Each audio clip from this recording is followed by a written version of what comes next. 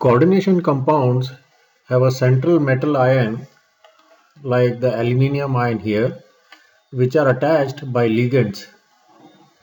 Ligands are ions or molecules which have a lone pair of electrons, and these lone pair of electrons attach themselves in a coordinate bond to the central metal ion.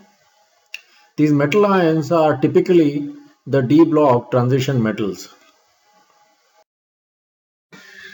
When a strong ligand along with a lone pair approaches the central metal ion, it affects the electron pairing in d orbital of the metal ion. This in turn affects the property of the coordination compound, like the spin of the complex, the magnetic property, and its color.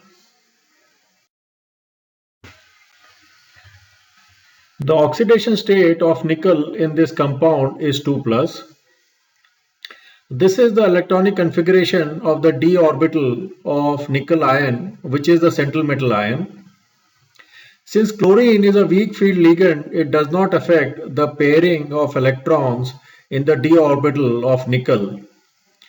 Since we have these unpaired electrons, this compound is paramagnetic and a high spin complex. The coordination number of this compound is 4. Each chlorine atom gives one lone pair of electron, and these 4 lone pairs hybridize to form a sp3 hybridized orbital, giving the compound a tetrahedral geometry. Cn- is a strong field ligand and influences the pairing of electrons in the d orbitals.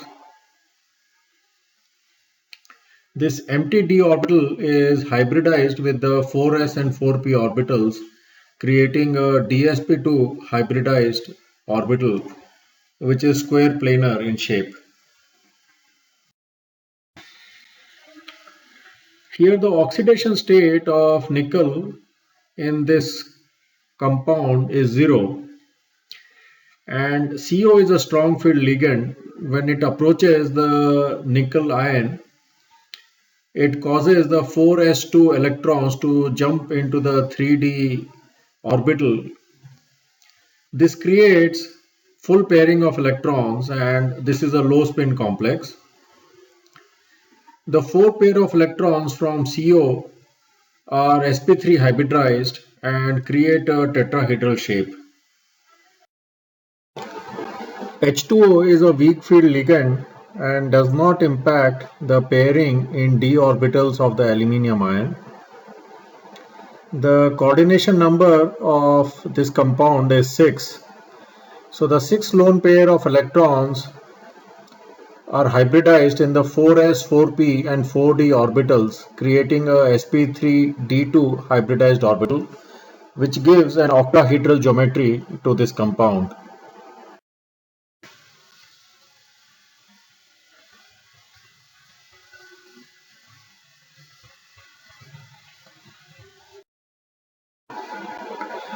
We will use octahedral complex as an example to understand the crystal field theory. So the central CO ion has various cells and subshells, and this is its electronic configuration. And these orbitals are filled up as per Hund's rule. In d orbital, the dxy, dyz and dxz orbitals are arranged at 45 degrees with respect to the principal axis, whereas the x square, y square and z square orbitals are arranged along the principal axis.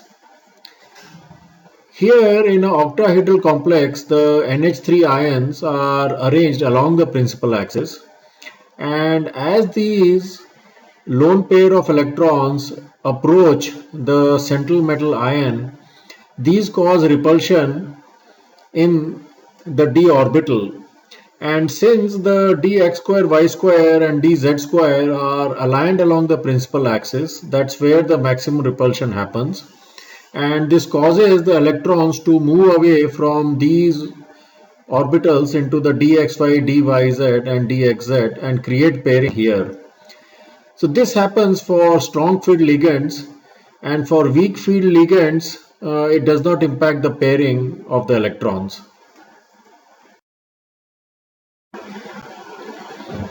In compounds with tetrahedral geometry, the ligands with the lone pair approach the central metal ion at an angle of about 45 degrees to the principal axis, and this causes more repulsion in the dxy, yz and dxz orbitals, and these are therefore placed at higher energy levels.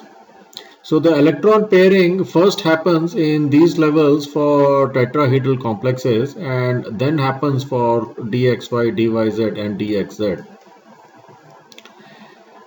Delta O is the crystal field energy for the octahedral complexes. Here N is the number of electrons for the T2G energy level, and delta T is the crystal field splitting energy for the tetrahedral complexes.